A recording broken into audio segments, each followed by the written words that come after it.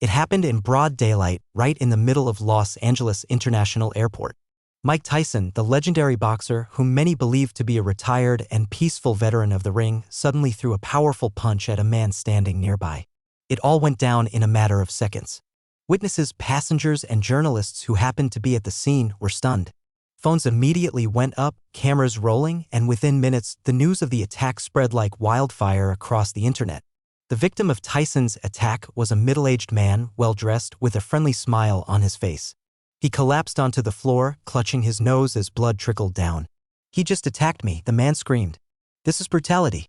People quickly took the victim's side, and the airport erupted into chaos. Most of the passengers and bystanders had no idea what led to the incident. They only saw one thing: the legendary Mike Tyson, former world champion, had just punched an innocent-looking middle-aged man for no apparent reason. Within minutes, airport security rushed in, immediately detaining Tyson and handing him over to the police, who were already waiting at the entrance.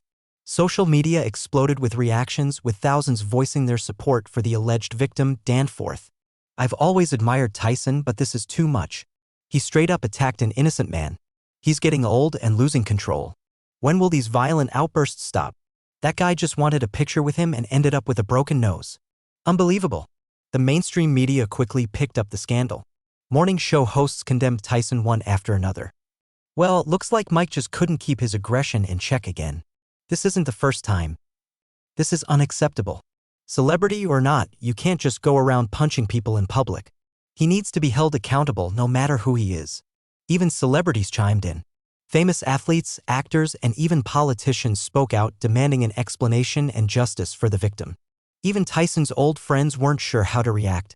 His former opponents in the ring chose their words carefully, unsure which side to take. Pressure was mounting.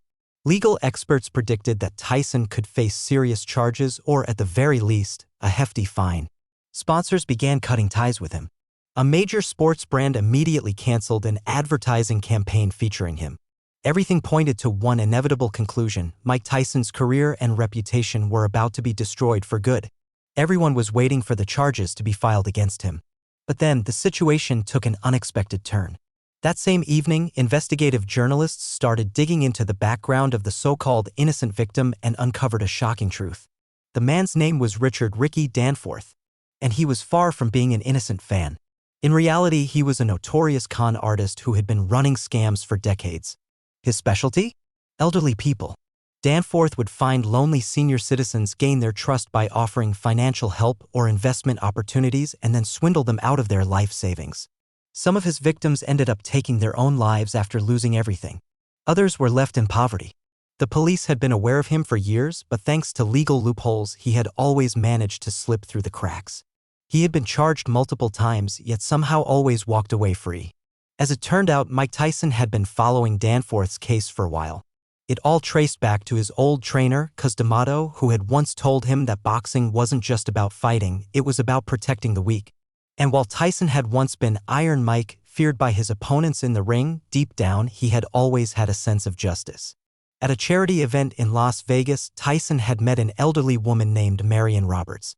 A lifelong boxing fan, she told him how she had lost all her savings to a con man who tricked her into investing in a fake business.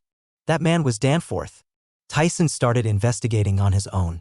He spoke with other victims, gathered evidence. He knew the police wouldn't act unless they had rock-solid proof. But how could he get the public to pay attention to this criminal? That's when a bold plan began to form in his mind. When Tyson spotted Danforth at the airport, he made a split-second decision. He knew that if he simply reported him, nothing would change. But if he did something that made the whole country take notice, that's when he threw that infamous punch. He didn't care about the headlines.